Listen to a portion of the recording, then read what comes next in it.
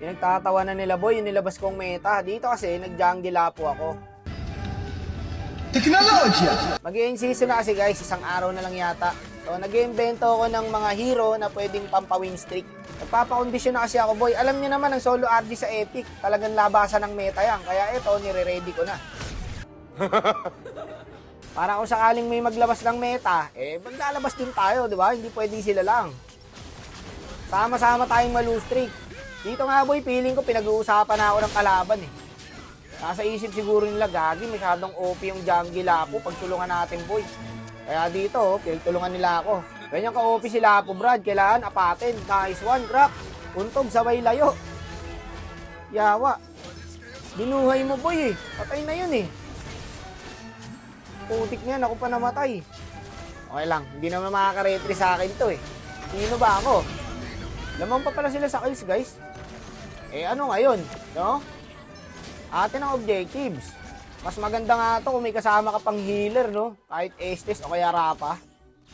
Yun lang, naikutan tayo. Oo nga no boy, no? Mas effective nga yun kung may healer pa to nakasama. Kaya mga boss, huwag nyo gagawin to pagka hindi kayo naglalapo kasi yari kayo sa mga kampi nyo, matatrash to kayo. Tambak pala tayo boy, 1918. Ang tanong, makakakuha ba ng Lord sa akin to? Ang sagot ay hindi, syempre. Ako na to eh. Ganda nung Brad, uubusin nyo na lang. Hindi pang karaniwan tong meta na to guys. Mababan yung coach dito tsaka player pag ginamit to sa MPL. Ito ang pinagbabawal na technique. Jungle Apo. Tamo, yung Gwyn namin sumugod doon, no? Okay ka lang? Ganito kami dito boy, sa mundo ng mga halimaw. Talagang palakasan ng loob. Bawal po ang mahina ang loob dito.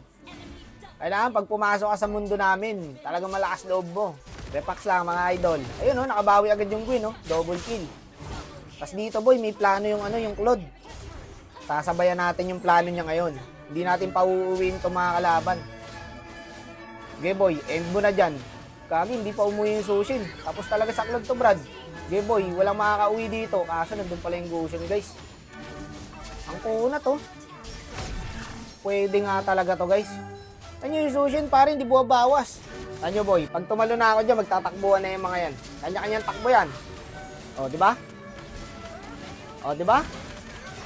O, di ba? Ubus kami. Okay Brad, ako tatangki dito. Tara. O, wala nang panakas to. Pwede tayo mag-Lord Brad. Lord na lang. Wala rin tayong minions eh. At kaya ganito, pagka naglalabas ako ng meta, ang titino lagi ng kampi. Pag maayos yung pick, ang hirap manalo. Pag tinatarantado mo yung laro, parang easy game lang, oh. Diba ang gagaling ng kasama, guys? Yung pala ang technique sa solo. Maglabas ka lang ng meta nga. Para matino yung kampi. Hindi kaya tinatarantado na lang tayo nitong laro na to, Brad? Napapansin ko na yan, eh. Para tapusin na natin to. Ayaw na nila kumontes, eh. Isang seta na lang to, boy. Ito, klinas nila, oh. Ubus na to. Ano sa tingin nyo, guys? Effective ba ang jungle Apo natin? Ito po for experimentation lang, no? Ito ang mga meta na hindi kayang i-review ni Looney.